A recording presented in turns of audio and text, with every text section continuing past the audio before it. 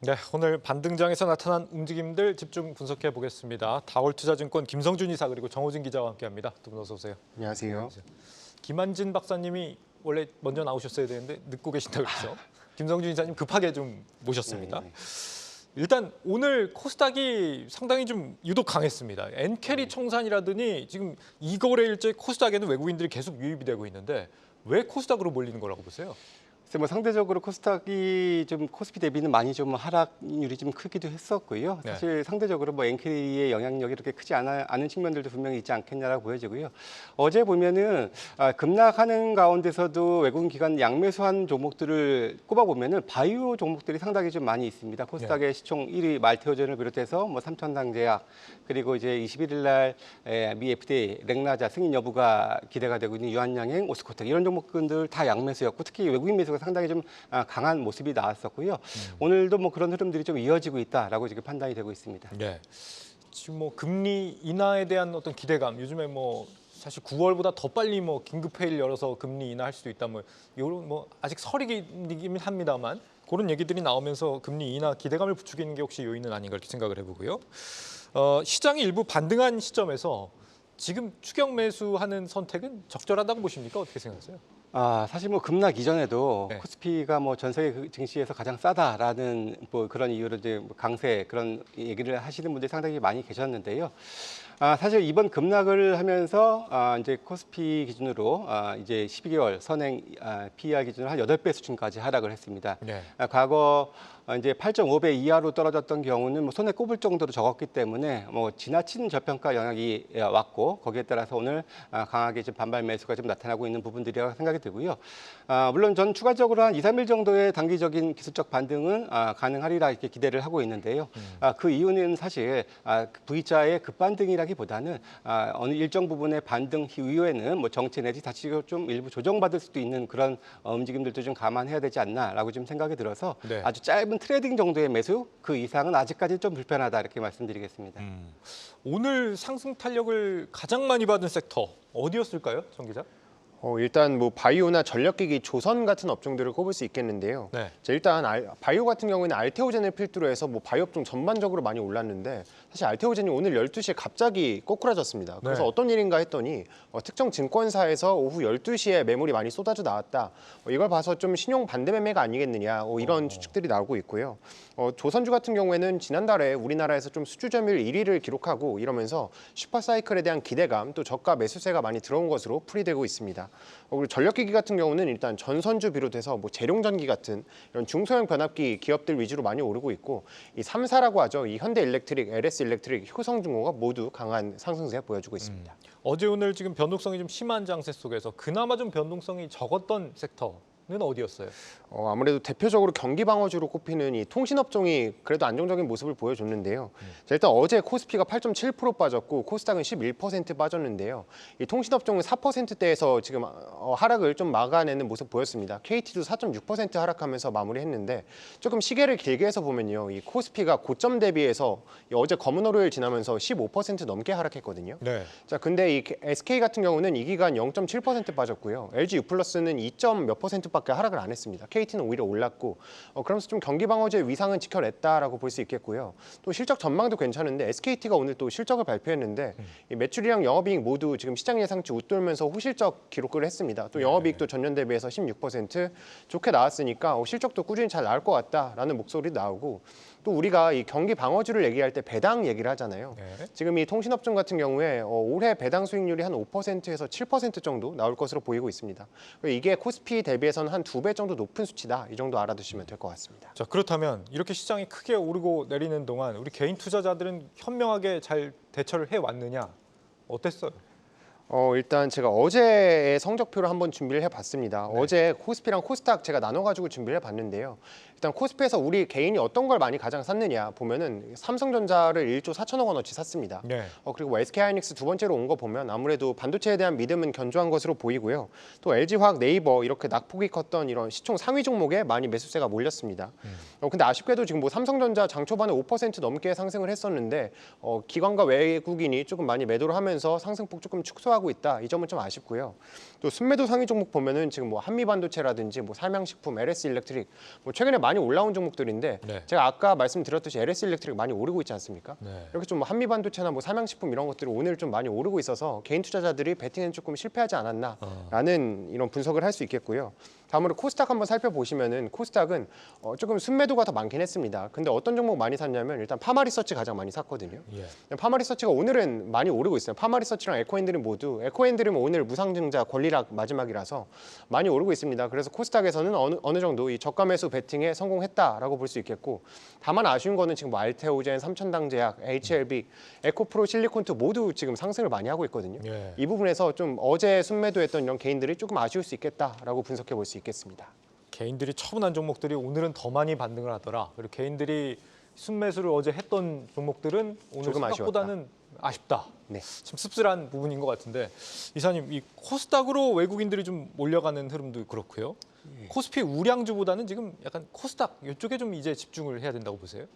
일단 사실 뭐 삼성전자 같은 경우에는 이제 물론 회사 자체야 뭐 워낙에 뭐 실적도 좋았고 2분기에도 네. 뭐 싸다라는 것은 뭐 누구나 다 인정하는 부분들입니다만은 일단은 사실 삼성전자가 아니라 뭐 한국 증시를 좀 비중을 줄이는 그런 움직임들이 좀 나타나고 있고요. 특히나 또 코스피 같은 경우에는 장 초반에 기관의 매수가 특히 뭐 금융 투자 같은 경우에는 장 초반 1,500억 순매수했는데 현재는 지금 5천억 넘는 순매도를 하고 있거든요. 그래서 이들도 지금 상당히 리스크 관리에 지금 주력을 하고 있는 반면에 상대적으로 이제 코스닥의 상위 종목군들 이미 2차 전지는 주가가 많이 떨어졌다가 지금 반등하는 그런 부분들이기 때문에 나름 좀 견조한 흐름 보여주고 있고 거기에다가 뭐 바이오 같은 경우에도 오늘 뭐 여전히 좀 좋은 흐름 보여주고 있다 보니까 네. 아무래도 상대적으로 시장 그 한국의 그런 비중을 줄이는 섹터라기보다도 좀 다른 쪽의 영역인 이런 섹터 쪽으로 또 말씀하셨던 또 금리 인하 기대감까지 더해서 이쪽에 좀 더 좋은 수급이 진행이 되고 있다 이렇게 말씀드릴 수 있겠습니다. 우리 이사님께서는 아직까지는 이제 완연한 반등까지는 아니다라고 보고 계신 상황인데 어쨌거나 지금 반등장에서 우리가 강한 힘을 발휘하고 있는 섹터들을 보자면 예전부터 그래도 뭐 수출 잘 된다 했던 섹터들 이런 쪽들이 지금 좀 반등을 좀 강하게 하는 것 같습니다. 이사님께서 만약 좀 새롭게 포트폴리오를 구성을 하신다고 한다면 이 섹터들을 어떤 비중으로 좀 담아가신다고 생각하세요? 일단은 첫 번째로 꼽을 수 있는 게 이제 조선하고 바이오 쪽이라고 말씀을 드리고 싶고요. 기본적으로 뭐 조선은 뭐 이익 성장이 뭐 좀 워낙에 좀 탁월하고 안정적인 흐름이 있기 때문에 이런 차원에서 지금 가장 뭐 한 10% 정도 비중 그리고 바이오 같은 경우에도 뭐 상위 종목군들 중심 또 앞서 언급드렸던 뭐 유한양행 이런 종목군들 중심으로 해서 한 10% 비슷한 비중을 좀 실어볼 만하다고 생각이 들고요. 예.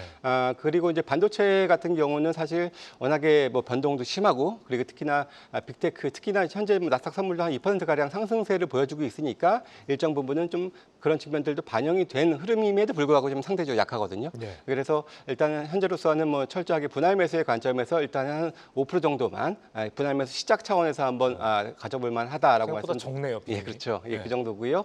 그리고 뭐 실적이 여전히 양호할 것으로 기대가 되고 있는 뭐 화장품 섹터라든지 그리고 뭐 자동차는 이제 또 인베스터 데이도 앞두고 있잖아요, 이달에. 예. 그래서 그런 기대감까지 더해서 이런 정도의 좀 비중을 좀 실어볼 수 있을 것 같고요. 아직까지는 이게 단기 트레이딩이 아니라 좀 끌고 간다라는 관점에서는 네. 저는 일단 현금 60에 주식 한 40 정도의 비중으로 일단 좀 보수적인 전략으로 한번 말씀을 드리고 싶습니다. 현금 60에 주식 한 40 정도 약간은 보수적으로 가보자 이런 말씀을 주셨습니다. 금리 인하는 사실 아직 시작도 안 했기 때문에 경기 침체 리스크도 여전히 좀 남아있는 상황입니다. 경기 방어주 앞서 이 정 기자가 좀 분석을 했는데 경기 방어주에 약간 일부 비중을 실어보는 전략은 어떻게 보세요? 일단 사실 대표적으로 통신업종을 들 수가 있겠는데 사실 뭐 통신업 같은 경우에는 국내 시장이 한정돼 있고 거기다가 인구도 좀 감소하는 흐름이고 물론 뭐 추가적으로 AI를 더 탑재해서 뭐 또 추가적인 이제 부가가치 창출을 기대를 하고 있는 상황입니다만은 사실 빅테크 업체들도 뭐 100조 이상의 수조 원의 돈을 투자를 하고 있는데 이제 수익성에 대한 의문을 갖고 있는 상황에서 뭐 네. 수천억 정도의 비용을 들여서 투자를 해서 얼만큼 효능감 있는 실적으로 수익으로 연결시킬 수 있을까라는 의문은 사실 있고요. 오히려 비용이 더 크지 않을까라는 염려 또한 가지고 있습니다. 네. 거기에 더한다면 또 최근 밸류업 프로그램 때문에 통신주 외에도 다른 종목군들도 배당 성향 늘어나고 배당도 좋아지고 있는 흐름이거든요. 네. 그렇다면은 과거의 통신주의 이런 매력은 다소 좀 반감될 수 있다라는 생각이 좀 들어서 오히려 이 방어 쪽에서의 대안은 차라리 방어주 성격을 갖고 있는 음식료 업종이 또 이제 수출 성장을 통한 또 성장까지 더하고 있기 때문에 네. 차라리 뭐 삼양식품을 중심으로 한 이런 음식료 업종이 오히려 더 현명한 그런 선택이 되지 않을까 이렇게 생각하고 있습니다. 예. 지금 어제 서비스업 PMI 지표 발표 이후에 당분간 뭐 증시 변수가 될 만한 빅 이벤트 같은 건 좀 없지 않겠습니까? 이제부터는 뭘 좀 주목해서 봐야 될까요? 일단 뭐 현재 실적 발표가 진행 중이니까 개별 실적이 상당히 좀 중요할 것 같은데 뭐 기본적으로 뭐 최근 투자 심리는 뭐 중립 이하로 조금 안 좋아졌기 때문에 실적도 뭐 그냥 단순하게 컨센을 상회했다라는 정도가 아니라 어느 정도의 서프라이즈의 실적이 냈을 때 좀 더 시장은 반응을 하리라 이렇게 보여지고요. 과거에도 그랬던 것처럼 뭐 그 업종의 대표주가 서프라이즈 실적을 내면은 동종 업체들이 동반해서 좀 상승세를 보이는 그런 흐름들이 지금 많이 있었잖아요. 그래서 그런 것까지 좀 연결될 수 있다. 왜냐하면은 시장은 아직까지는 안정적이지 않기 때문에 분명히 쏠림이 있을 수밖에 없는 시장이니까 네. 그런 실적에 대한 흐름을 체크를 해봐야 될 것 같고요. 이제 또 하나 이제 중동 정세가 또다시 또 악화가 되고 있죠. 물론 뭐 그럼에도 불구하고 유가는 70달러대 초반이기 때문에 사실 유가 반등에 대한 염려는 사실 그렇게 크지 않은데 제가 염려하는 것은 이제 외국인들의 시각. 왜냐하면은 어떻게 보면은 이제 수급적으로는 어떻게 유일한 그 강한 매수의 주체가 될 수 있는 그런 외국인들이 이런 이제 중동의 불안감들을 보고 한국에 대한 그런 순매수가 오히려 또 약화될 수 있는 여지도 분명히 존재하기 때문에 그런 측면들도 확인해봐야 될 것 같고요. 연장선상에서 환율도 역시 중요하게 좀 봐야 될 변수인 것 같고요. 뭐 엔캐리 청산이 다소 조금 그 움직임이 둔화될 가능성도 있겠습니다만 여전히 진행형이기 때문에 그러한 차원에서 뭐 환율도 외국인 매수를 볼 수 있는 가장 또 중요한 지표로서 좀 우리가 관심 있게 봐야 될 그런 포인트인 것 같습니다.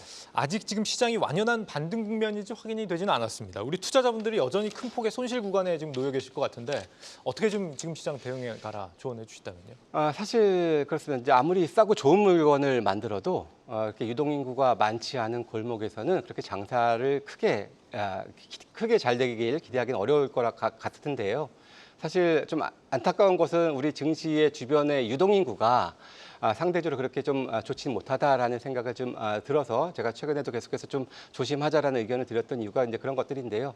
이제 뭐 가계부채 문제야 뭐 워낙에 오래된 문제니까 뭐 차치하더라도 최근에 중소기업의 연체율이 지금 급증하고 있다라는 게 상당히 좀 불편한 좀 진실이고 거기다가 최근 또 TMF 사태까지 더해졌기 때문에 이런 것들이 상당히 좀 염려스러운 부분들이고 거기에다가 이들의 자금의 주요 대출처인 저축은행이 지금 최근 대출을 좀 옥죄는 그런 흐름까지 나타나고 있기 때문에 이들의 자금 경색은 또 염려가 될 수 있는 그런 또 우려감이 있는 부분들이고요.